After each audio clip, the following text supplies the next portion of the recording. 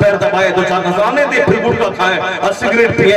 پیر ہو تو ایسا تاج الشریعہ جو 75 سال کی عمر میں بھی کتابوں کا مطالعہ نہیں چھوٹا, تسبیح نہیں چھوٹی. زندگی کا وہ پہلا دن جس دن شریعت کے احکام متوجہ ہوئے, اس دن کے بعد سے جو نمازوں کی پابندی آئی, زندگی کا آخری دن نماز عصر پڑھ کے مغرب کے انتظار میں ہے. ادھر صدائے تکبیر ہے, ادھر رکوع سے ہم سے پڑھا نعرہ تکبیر, نعرہ رسالت, مسلک اعلی حضرت. سفر میں بھی مطالعہ, سفر میں بھی نماز پنجگانہ کا پابند. امریکہ 5000 کلومیٹر دور رہنے کے بعد یہ اپنے بیٹے کی خبر لینا, عصر یا فجر کے لیے اٹھے کہ نہیں اٹھے, گھر میں لوگ اٹھے کہ نہیں اٹھے, نماز ادا ہوئی کہ نہیں ہوئی. یعنی پیر ہو ایسا جس کی نماز کو دیکھے تو بے نمازی مرید کو نماز کا سلیقہ آ جائے, جن کی تسبیح اور جن کے استغفار کو دیکھے تو تسبیح پڑھنے کا سلیقہ آ جائے. یہ پیر کا مطلب یہ جس کو دیکھو تو خدا یاد آ جائے. اور ایسا پیر جو صرف سگریٹ پینے سے فرصت نہ ہو, اخبار پڑھنے سے فرصت نہ ہو, صاحب وہ کرکٹ کی باتیں کرنے اور الیکشن کی باتیں کرنے سے فرصت نہ ہو, وہ کوئی پیر ہے کیا؟ پیر کیوں ڈھونگنا چاہتا ہے؟ پیر کا مطلب ہے کہ آپ کرکٹ کھلاڑی نہیں ہیں, آپ فلم کا ایکٹر نہیں ہیں, آپ پولیٹیکل لیڈر نہیں ہیں. آپ کو کرکٹ پر, پولیٹکس پر یا صاحب دنیا کی بزنس کی منڈی پہ اتنی بات نہیں کرنی چاہیے. زیادہ بات کا مطلب ہے کہ آپ پیر ہیں اور جب بھی بات کریں حدیث کی بات کریں, قرآن کی بات کریں, آنے والے مریدوں کو اولیاء سالم کے احوال آپ بتائیں. یعنی پیر بھی سگریٹ پیئے, شاعر بھی سگریٹ پیئے, مفرد بھی سگریٹ پیئے, گٹکا کھائیں. غیر ضروری گھومنا اور غیر ضروری چیز کا استعمال کرنا. کاش پیغمبر اعظم کی اس تعلیم پہ عمل کے ہوتے جس تعلیم پر حضور نے کیا کہا تھا, من یسمن ما بین رجلین وما بین لحیین. حضور نے کہا تھا آج امریکہ, ہندوستان, ساری دنیا کہتی ہے زبان پہ کنٹرول لو, سائلنس بنا کر زیادہ بات مت کر. یعنی جب بات کی وجہ سے آفس میں لڑائی, کالج میں لڑائی, ریلوے اسٹیشن پہ لڑائی, ہر جگہوں پہ لڑائی, جب آپ حضرات کھڑے ہو جائیں. شہزادہ حضور شیر نیپال حضرت علامہ فداء المصطفیٰ صاحب قبلہ برکاتی تشریف لا رہے ہیں, کھڑے ہو جائیں. نعرہ تکبیر, نعرہ رسالت, مسلک اعلی حضرت فیضان حضور شیر نیپال, شہزادہ حضور شیر نیپال حضرت علامہ فداء المصطفیٰ صاحب قبلہ برکاتی. نعرہ تکبیر, برکاتی دولہا, نعرہ رسالت. بڑھ جائے آپ کیا بات ہے, ماشاءاللہ. شہزادہ شہر نیپال تشریف لے آئے. اب ان کا چہرہ بھی دیکھیے اور اس وقت گفتگو آپ سماعت فرمائیں. اب بیٹھیے. یہ شہزادہ شہر نیپال آ گئے, شیر نیپال آ گئے. ماشاءاللہ کیا کہنا, ماہر رسمیات کے شہزادے آ گئے جنہوں نے پورے نیپال میں مسلک آزاد کا زبردست کام کیا. ان کا شہزادہ آ گیا. وہ جاتے جاتے ان شہزادوں کو چھوڑ کے گئے ہیں, میں مر بھی جاؤں تو اعلیٰ حضرت کے مسلک کی رسی کو مضبوطی سے تھامے رہے. آپ ان لوگوں کو دھن, دولت, مکان, گاڑی, کچھ نہیں, ایک ہی نشہ ہے کہ نیپال جو غیر مسلموں کا ملک ہے, جتنے بھی کلمہ پڑھنے والے ہیں وہاں سے نجدیت کا خاتمہ ہو مسلک اعلیٰ حضرت کی.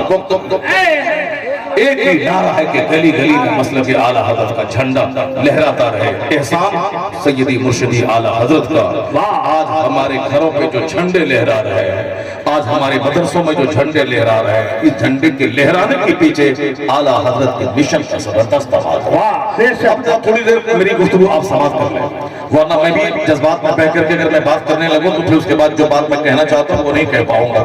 میں یہ کہہ رہا تھا کہ جس کی جو مٹھی بھر لوگ دنیا کی معیشت پہ اس کا قبضہ, کیوں؟ انہوں نے سارا کام اپنا ایک ٹائم ٹیبل شیڈول خود کرنا شروع کیا. ان کی عورتیں بازار میں بلا وجہ نہیں گھومیں. اسی کا اثر ہندوستان میں ایک علاقہ راجستھان کا ہے. راجستھان کا ایک علاقہ ہے جہاں 200 سے 250 صرف IAS آفیسر ڈیم اس گاؤں میں, 200 سے زائد ڈیم اس علاقے میں ہے. اب وہاں بازاروں میں عورتیں نظر نہیں آتی, جوان نظر نہیں آتے, اور بوڑھے قسم کے لوگ مارکیٹ کرنے گئے, سامان خریدا چلے آئے. بازار میں لاکھوں روپے, کروڑوں روپے کی پونجی لا کے لوگ بیٹھے ہیں, مگر وہاں کسٹمر کے نام پہ عورتیں نہیں ہیں. عورتیں کہاں ہیں, بیٹیاں کہاں ہیں؟ جن سے ٹی شرٹ پہن کے مسلمان کی بیٹیاں مزار پہ گھومنے آئیں گی, مزار پہ گھومیں گی, یہاں وہ گھومیں گی, مردوں کے بدن سے بدن ٹچ کرے گا. یہ کہاں آ گئی ہے؟ عرس میں گئی ہے, میلہ میں گئی ہے. جس کے رہنما نے کہا تھا یہ مت پوچھ کہ عورتوں کا درگاہوں پہ جانا کیسا ایسا ہے وہ جب گھر سے نکلتی ہیں واپس آنے تک اللہ اور اللہ کے فرشتوں کی لعنت میں رہتی ہیں. جس پہ لعنت ہو اللہ کی اور اس پر اس گھر میں برکتیں کہاں سے آئے ہیں اور ہم نے اس کو مزار کے نام پہ گھر سے باہر جانے کا پرمیشن دیا. کبھی نہیں سوچا کہ جس عورت پر جمعہ کی نماز فرض نہیں کیا شریعت نے, جس کو جماعت کے ساتھ نماز پڑھنا واجب نہیں کہا شریعت نے, عیدین جیسی نماز جس پر واجب نہیں, عیدین بڑی جماعت کے ساتھ majority organisation fraternity brotherhood equality dignity of Islam, اسلام کی شان و شوکت دکھانے والی نماز ہے عیدین کی نماز. مگر عورتوں پہ واجب نہیں ہے, وہ گھر میں رہے, کوئی نفل نہ بھی پڑھے, مرد کو عیدگاہ جانے کے بعد جو ثواب ملے گا عورتوں کو بغیر نماز عید پڑھے بھی ثواب مل جائے گا.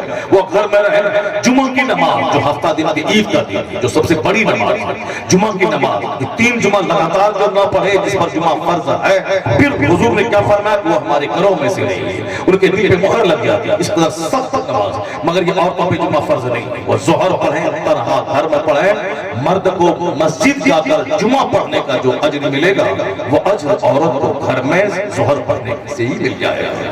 وہ گھر میں عیدین واجب نہیں, جمعہ فرض نہیں. ہم لوگ لگاتار گھر میں نماز پڑھیں, نماز نہیں ہوتی. باجماعت جو نماز پڑھ سکتا ہو, مسجد قریب ہے جا سکتا ہو, تو اگر جماعت سے نماز نہ پڑھے تو باہر شریعت کی زبان میں اس کو فاسق مردود الشہادہ کہا گیا. یعنی جو جماعت کا تارک ہے, جو کبھی کبھار ترک کرے تو فسق ہے, لیکن عادتاً جو جماعت چھوڑے فاسق مردود الشہادہ.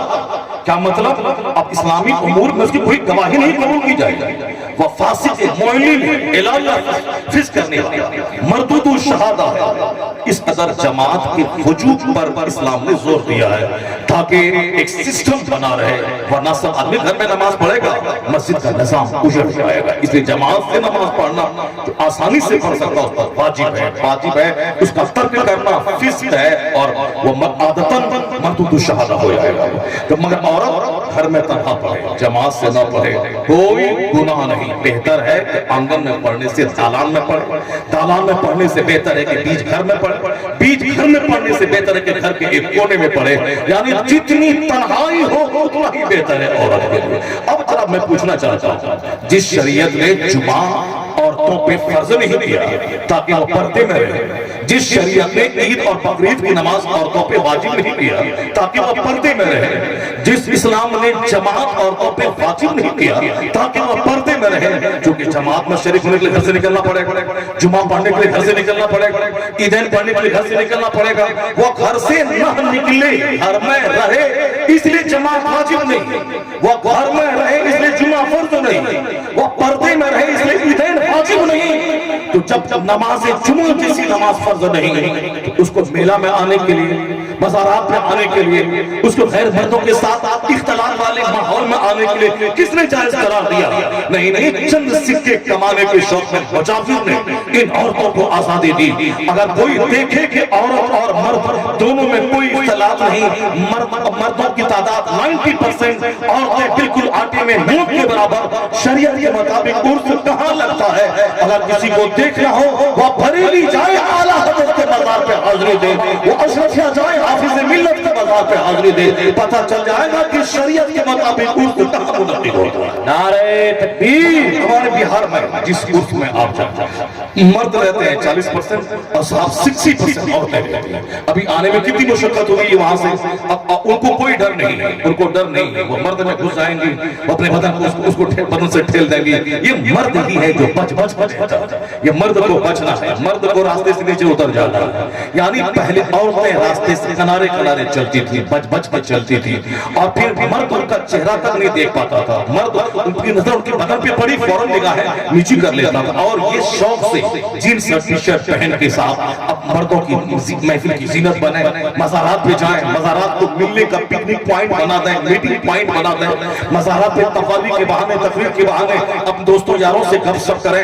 یعنی یہ کتنی ایفیر کا معاملہ ہے, اس کو پوائنٹ اس کو بنا دیا گیا ہے. آج برہمن میں میرٹھ کا راجپوت نے پورے علاقے کے راجپوت نے میٹنگ کر کے یہ بات کہہ دی کہ ہماری کوئی جوان چھوکری دل سے نہیں پہنے, ٹاپ نہیں پہنے. جب انہوں نے دیکھا کہ تہذیب اجڑ رہی ہے, شادی ختم ہو رہی, پیار محبت کے نام پہ 5 عورتوں کی ماں چھوکرے کے ساتھ بھاگ رہی, 5 عورتوں کی ماں, پوتے والی بوڑھی عورت, وہ جوان मुसलमान छोकरे के साथ भाग रही है। जब एक गैर मुस्लिम ने देखा तो उन्होंने पाबंदी आयद कर दी, यानी वो लिबास जिससे शहवत बढ़ती है, वो लिबास जिससे मर्दों की निगाहें कमजोर होती है, वो ज़िना को रोकने, भागने के माहौल को रोकने के लिए उन्होंने जींस टी शर्ट पे पाबंदी लगा दी, एक ब्राह्मण ने पाबंदी लगा दी, एक राजपूत ने पाबंदी लगा दी, आरएसएस के लोगों ने पाबंदी लगा दी, और जिसके मजहब ने शुरू से पाबंदी लगा दी है कि मर्दाना लिबास औरत न पहने, मर्दाना जूता औरत न पहने, मर्दाना बाल औरत न रखे, उस पर लानत जो मर्दाना जूता पहने, उस पर लानत जो मर्दाना लिबास पहने।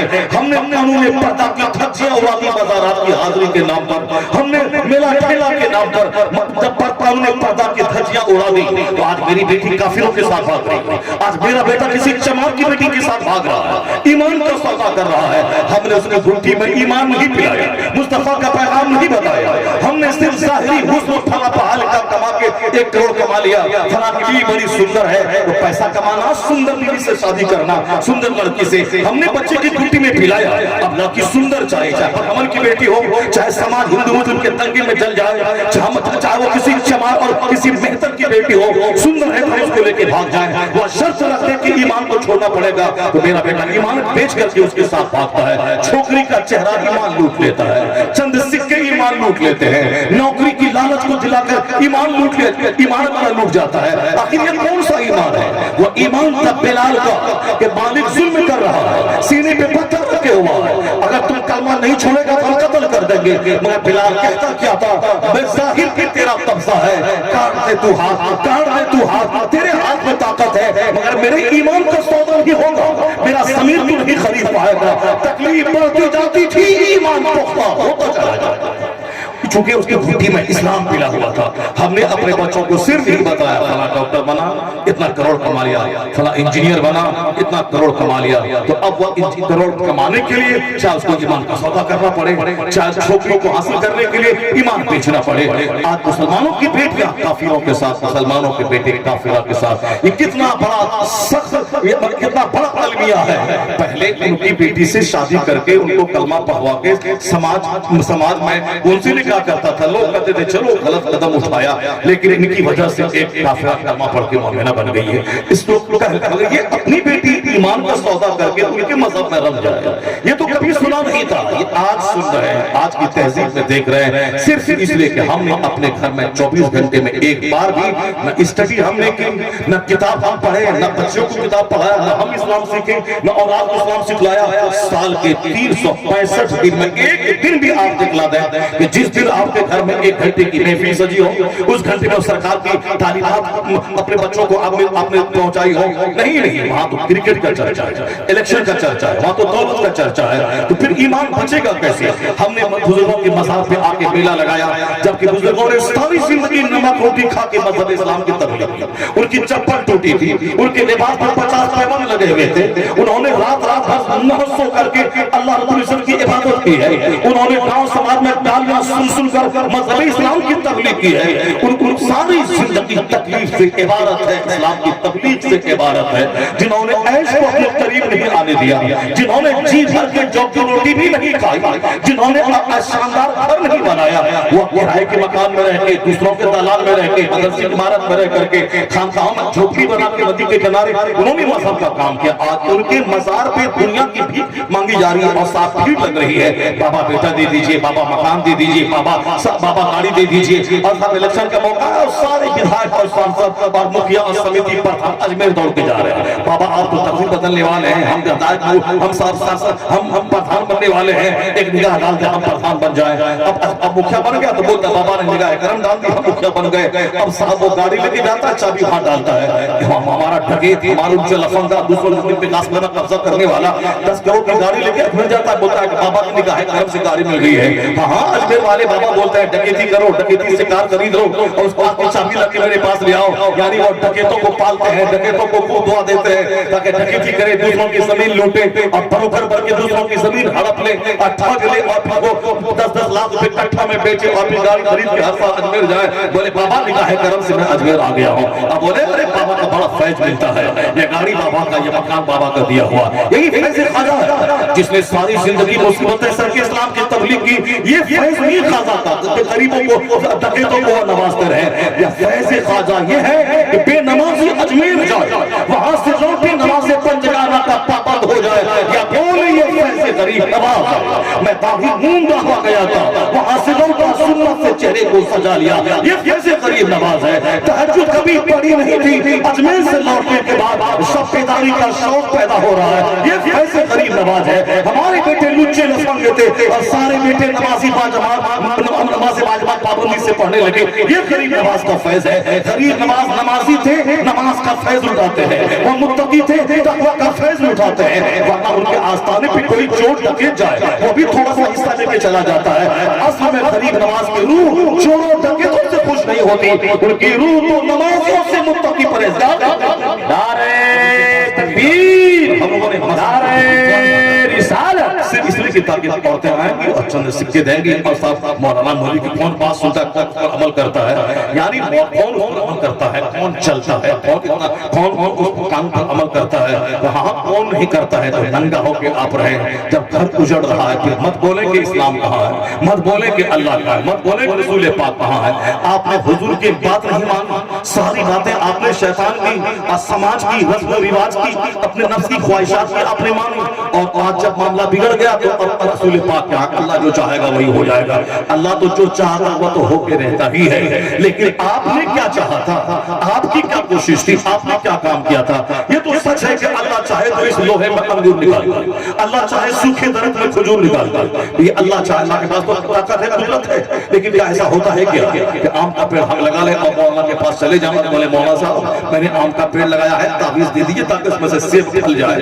हम कटहल का पेड़ लगा दें और अजमेर चले जाए, बाबा अब तकदीर बदलने वाले हैं। अरे अल्लाह का वली जो चाहता है सो हो जाता है। मैंने गेहूं का दाना लगाया, आप नजर पर फरमाते ताकि वहां से अखरोट बढ़ने लगे, वहां किशमिश बढ़ने लगे, वहां से ज़ाफ़रान की खेती हो जाए। गरीब नवाज मदर से उठेंगे तो चापता बाचा मारेंगे, जालिम लगाया है आम और बोलता है कि कटहल निकल जाए, सेब निकल जाए। ऐसा नहीं होता। इस्लाम क्या सिखाता है कि आम का पेड़ लगाओ, जमीन की खुदाई करो, आम का पौधा लगाओ, जानवर से बचाओ, वक्त पे पानी डालो और जब पौधा जवान हो जाए तब उसके बाद जाके को बाबा जमीन की खुदाई करना मेरा काम, पौधा लगाना मेरा काम, पानी डालना मेरा काम, उसे जानवर से बचाना मेरा काम। अब एक निगाह करम डाल दें, शानदार आम का मीठा फल निकल जाए। यानी मेहनत मेरी, अब दुआ आपकी और रहमत खुदा की।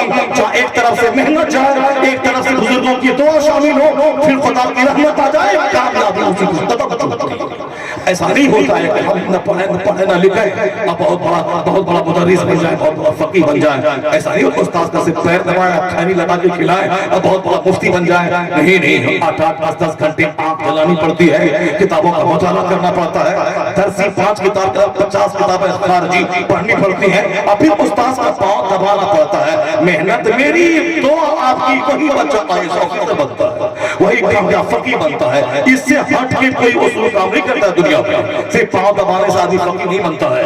अब पांव दबाना भी है और पढ़ना भी और मेहनत भी करना है। ऐसा आज बच्चे हमारे बिगड़ गए, बच्चे हमारे लुच्चे लफंगे हो गए। कैसे लुच्चे लफंगे होंगे? आपने अपनी बीवी का सिलेक्शन हुजूर के मुताबिक नहीं किया। सरकार ने कहा था कि काली कलोटी काम छेदाने वाली औरत तुम्हारे हक में वो दीनदार औरत बेहतर है। वाला अमतुन सौदा औसातो दीनी अफजल। हुजूर ने कहा था कि काली कलोटी दीनदार औरत तेरे हक में बेहतर है। हुजूर ने क्या कहा? तुम कहूल मरअतु लिअरबा लिमालिहा वले जमालिहा वले हसबिहा वले दीनहा फस्फर बिज़ाति दीन। मुस्तफा क्या कहते हैं? आम तौर पर शादी में लड़की का हुस्न, लड़की का मान, लड़की का खानदान, लड़की का दीन अखलाक देखा जाता है। हुजूर ने क्या कहा? मैं तुमको कहता हूँ ऐ गुलामों, तुम अखलाक को तरजीह देना, तुम दीन को तरजीह देना। हमने तरजीह किसको दिया? स्मार्टनेस को। हमने तरजीह दिया नाम को और آپ کو گورے رنگ کو. اب جب وہ گوری رنگ والی ڈانس کرنے والی آئی ہے سارے گھر پر نچا رہی ہے تو اب کیوں تحفیظ لیے دوڑتا ہے مولانا کے پاس. تحفیظ دیتا ہے میری بہو کا گھر میں دماغ ٹھنڈا ہو جائے, وہ گھر میں سب کو انسان سمجھے, شوہر کی قدر کرے, شوہر کی ماں کی عزت کرے. آپ نے سلیکشن میں ہی پہلے آپ نے ناچنے والی, گانے والی اور میک اپ کرنے والی, بازار میں لوگوں کو نظارے دعوت کے نظارات دینے والی کا سلیکشن کیا ہے. آپ چاہتے ہیں وہ پردے میں رہے, وہ گھر میں رہے, نیک اولاد جنم دے. ایسا نہیں ہوتا. قانون قدرت وہی ہے جب زمین سرخیز ہو, مناسب وقت پہ اس میں بیج ڈالا جائے تب وہاں سے شاندار فصل پیدا ہوتی ہے. عورت ایک سرخیز زمین کے مانند ہے, مرد اس میں بیج ڈالنے والا ہوتا ہے. جب زمین بنجر ہو اور بیج بھی ناکارہ ہو تو اولاد اس فصل کا ناکارہ ہو جاتا ہے. قانون یہی ہے جب جمع ہو فاطمہ جیسی جنہوں نے وصیت کی تھی جب میں مروں تو میرا جنازہ رات کے وقت میں نکالا جائے اور رات ہی میں پڑھا جائے. 8 یا 9 لوگوں نے سیدہ مختومہ کائنات کا جنازہ پڑھا, 8 یا 9 قریبی لوگوں نے. حکمت کیا تھی کہ جس فاطمہ کو سورج و چاند نے ان کے بال کو نہیں دیکھا, چہرے کو نہیں دیکھا, اس فاطمہ کی ڈیڈ باڈی پر اجنبی مردوں کی نظر نہ پڑے, اس لیے رات کے سنتے میں اس کو دفن کر دینا. مولا علی نے وصیت پر عمل کرتے ہوئے رات میں دفن کیا. صدیق اکبر خلیفۃ المسلمین ہیں, انہوں نے کیا کہا, علی آپ نے ایسا کیوں کیا, آپ نے مجھے خبر کیوں نہیں کی, میں ان کے جنازے میں شریک ہوتا. فاروق اعظم نے کہا علی آپ نے ایسا کیوں کیا, مجھ کو خبر کیوں نہیں کی, میں جنازے میں شریک ہوتا. مگر مولا علی نے کیا کہا, سیدہ کی خواہش یہی تھی کہ رات کے وقت میں دفن کر دیے جائے تاکہ اس کی ڈیڈ باڈی پر خیر مردوں کی نظر نہ پڑے. ہم لوگ کیا کرتے سماج میں, ایک اجنبی عورت مری ہے, گھر کے سماج کے سارے اجنبی مرد ان کا چہرہ دیکھ رہے ہیں اور ایک آدمی بیٹھ کر چہرہ ہٹا رہا, لا الہ الا محمد رسول اللہ. جو اجنبی عورت تھی جس کا ہم زندگی میں کو دیکھنا درست نہیں تھا, تو پاتے ویزان کا چہرہ دیکھنا, ان کی ڈیڈ باڈی کو نمائش کے رکھ دینا, ان کے لیے خاص پردے کا اہتمام ہو. جس فاطمہ کی شادی جو کائنات کے سردار کی بیٹی تھی, مصطفیٰ چاہتے تو علی کو سونے کا تاج دے دیتے, 1 لاکھ صحابہ کو بلا لیتے اور سارے صحابہ مکہ مدینہ سے آ جاتے مسجد نبوی میں. میرے سردار کی بیٹی کی شادی ہے, میرے مالک مختار کی بیٹی کی شادی ہے. بتا دیں کہ مکہ سے کوئی صحابی ابو ذرا کی شادی میں شریک ہونے کے لیے آیا ہو, چند لوگ مسجد نبوی میں ہیں. حضور نے بیٹی کی شادی علی سے کر دیا. نہ کوئی بارات کا اہتمام, نہ بارات کے کھانے کا اہتمام, صرف ایک ولیمے کا اہتمام تھا. حضور نے ولیمے پہ زور دیا ہے, اس لیے زور دیا ہے کہ مہر کی رقم لڑکا دے گا اور کپڑا کھانا لڑکا دے گا اور ولیمہ کا کھانا لڑکا کھلائے گا. میں شادی کر کے میں لایا ہوں, ان کے ساتھ رات گزار کر خوشی کا کھانا لڑکا دے گا, نہ کہ لڑکی کا باپ کھانا دے گا, نہ کہ بارات کے کھانے کے اہتمام لڑکی کا باپ کرے گا. یا مہمان نوازی کے نام پہ ہم نے مسجد دروازے کے بھیک مانگنا شروع کیا, ہم نے مادروں کے دروازے پہ بھیک مانگنا شروع کیا, ہم نے زمین بیچ کر بیٹی کی شادی کروا دی. اب یہاں گاڑی کا مقابلہ, کارڈ کا مقابلہ, یہاں ساتھ منگنی کی تقریب کا مقابلہ, منگنی سے پہلے 10-20 بار روح رمائی کا مقابلہ, یعنی آدھی زمین آدھی دولت سے ایک بیٹی کی روح رمائی, منگنی کپڑے کی خریداری, بارات کے کھانے کا اہتمام, ان کے جہیز کے سامان پہ خرچ ہو جائے. اب آپ سڑک پہ آ جائیں تو آپ کیا بولے گا, ہم لٹ گئے, ہم برباد ہو گئے. یعنی ہندوانہ رسم و رواج. حضور نے شادی کو ایسا سمپل بنایا تھا تاکہ ایک لڑکی کے باپ کے پاس 50 لڑکی کیوں نہ ہو, وہ بوجھ نہ رہے. جس طرح حضور نے کر کے دکھلایا. حضور چاہتے تو سارے صحابہ کو بلا لیتے, جنت سے کھانا منگوا لیتے, سبوں کو شاندار جنت کا گفٹ دے دیتے, مگر ایسی شادی کی صحابہ کرام کو خبر تک نہ ہوئی. فاطمہ زہرا کی شادی مولا علی سے ہو گئی. جب شادی ایسی سمپل ہو تاکہ قیامت تک میرا غلام رسم و رواج کے بندھن میں پڑ کر شادی کو مشکل اور زنا کو آسان نہیں بنا دے. کارڈ چھپانے کی بدعت چلی ہے, ایک رنگ کی اس کارڈ کی 50 بارات میں لے جانے کی بدعت چلی ہے. یعنی جب ہم نے شریعت سے ہٹا تو اب ہم نے شادی ہماری مشکل ہو گئی, اب زنا آسان ہے. ایک لڑکا ہے 40 سال عمر ہو گئی جبکہ شادی 18 سال میں ہونی تھی, اور اس دوران میں کتنا انہوں نے زنا کیا, کتنی عورتوں کی عزت کو تاراج کیا, تاراج کے کوٹھے میں کئی بار گیا. شادی سے پہلے وہ ہجرا نامرد ہو گیا, گندی تصویریں دیکھنے کا عادی اور غصہ ہو گیا. ہماری بیٹیاں چور دروازے سے نکل کر ساتھ ہوٹل اٹینڈ کرنے لگی. شادی میں تاخیر بھی وہ ہوٹل اٹینڈ کر رہی ہے. ہوٹل کے پیسے سے قیمتی پرس, قیمتی جینس سے قیمتی ٹی شرٹ اور ساتھ قیمتی میک اپ کا سامان لا رہی ہے. باپ غریب ہے, آخر आखिर ये सारा रुझान कहाँ से पैदा हुआ? शादी में ताखीर हुई, जिसकी वजह से लड़के का पाँव फिसला। उस गुनाह में माँ बाप भी शरीक समझे जाएंगे। बुखारी हदीस में आया है कि जब शादी में ताखीर हो, ताखीर निकाह की वजह से जब लड़के और लड़के का पाँव फिसले तो माँ बाप को जुल्म में शरीक समझे जाएंगे। लड़का तरस रहा है कि शादी मेरी जल्द हो जाए, मगर माल वाली, मता वाली खूबसूरत औरत जब तक न मिले शादी न होगी। लड़की तरस रही है कि मेरी शादी जल्द हो जाए, और इस बाप को जब तक नौकरी वाला इंजीनियर डॉक्टर लड़का न मिले उस वक्त तक शादी न होगी। आरिफ का कसूर है, आयशा का कसूर है, दोनों मुजरिम हैं। अगर आरिफ ने जहेज के नाम पे तारीफ किया है, वह खबीस मरदूद इस्लाम नहीं जानता, उसके बाप ने इस्लाम नहीं सिखलाया।